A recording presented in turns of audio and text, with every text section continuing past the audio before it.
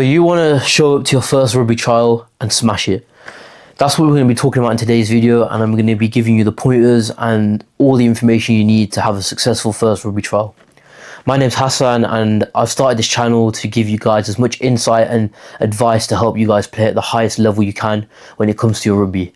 So if that's something you're interested in, please do subscribe to the channel, as I'm looking to upload as frequently and as possibly as I can to help you guys improve and get better at the game.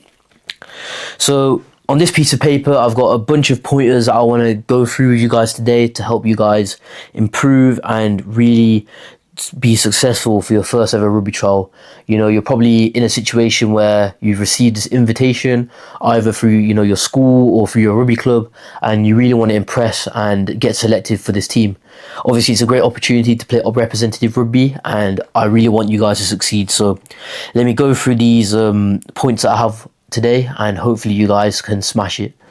So let's go through the first point that I have written down, and that is first impressions.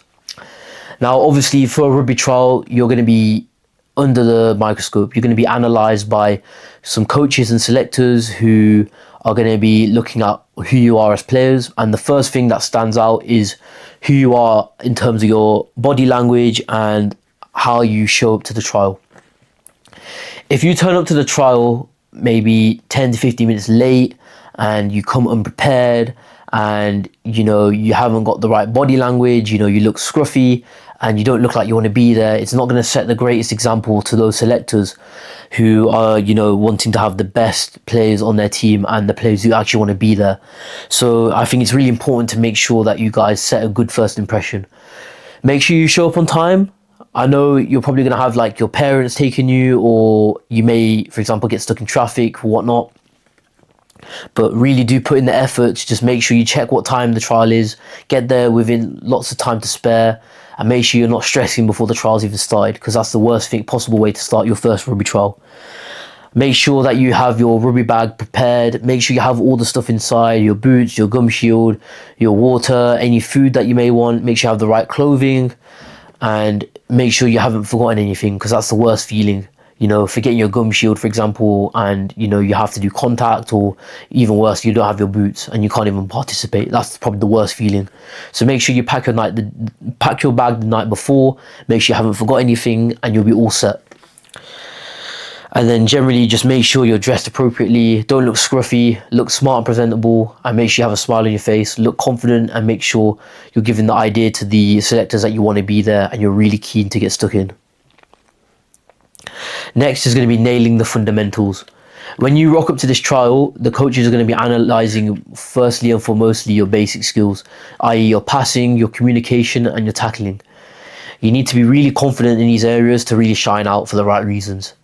I wouldn't recommend trying to do anything too flashy or trying to show off your these new skills that you've picked up. Really just focus on the basic skills, doing them well and doing them to a high standard. That's what the coaches want to see. So just make sure you tick that box off for them, and you're going to be in a great space. The next is going to be individual character. You need to show your personality on the field.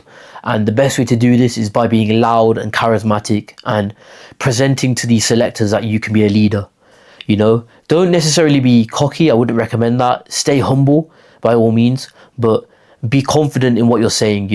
If it's in defense, try and communicate with the man to the left or right of you. And if it's attack, try and provide yourself with the best possible opportunity of standing out. Whether it's the case of you're running a good support line, or you're providing communication to your other players. It's really important, and it's what coaches really do have. They really do have a keen eye for this. So if you're able to come across as a confident and strong leader and a strong team player, it's going to really increase your chances of getting selected. And then the last thing I want to talk about is mentality. My personal rugby coach at university says this all the time. It's really important about having this kind of one concept stuck into your mind, and that's the next job.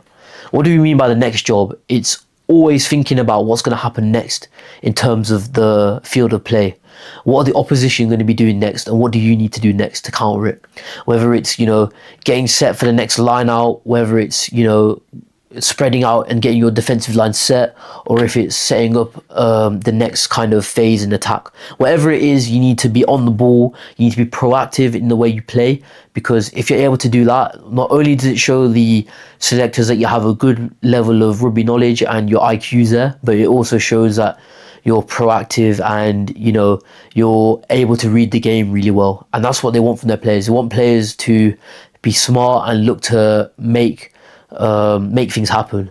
And if you're able to show that to the selectors, on top of all the other things I mentioned, it's going to be hard for them not to want to select you. So with that being said, guys, I really hope this video has given you some insight on what to make sure you do on your first ever rugby trial.